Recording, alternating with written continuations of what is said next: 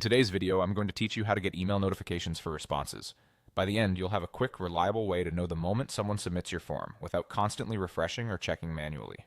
Start by opening your form in Edit View and looking along the top of the screen. You'll see two main sections: Questions and Responses. Click Responses. This is the hub where you can review submission counts, view individual entries, and manage settings related to incoming responses. It's easy to miss if you're focused on building questions, but this tab is exactly where notification controls live.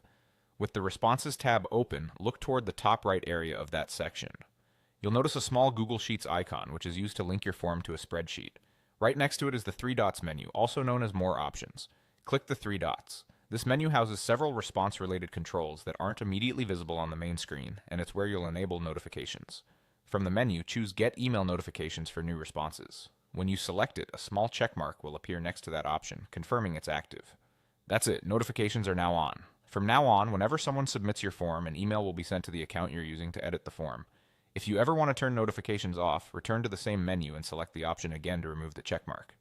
A quick note about where your responses live. If you prefer to organize or analyze submissions in a spreadsheet, the Google Sheets icon beside the menu lets you choose where to save responses. Connecting to a sheet can make it easier to filter, sort, and share data with collaborators while still keeping your email alerts active. It's a helpful companion to notifications, especially if you're tracking a lot of entries. Here are a few practical tips to keep things smooth. If you don't receive an email after a new submission, double-check that the checkmark is still visible next to the notification option. Make sure you're signed in with the correct account and glance at your spam or promotions folders, just in case.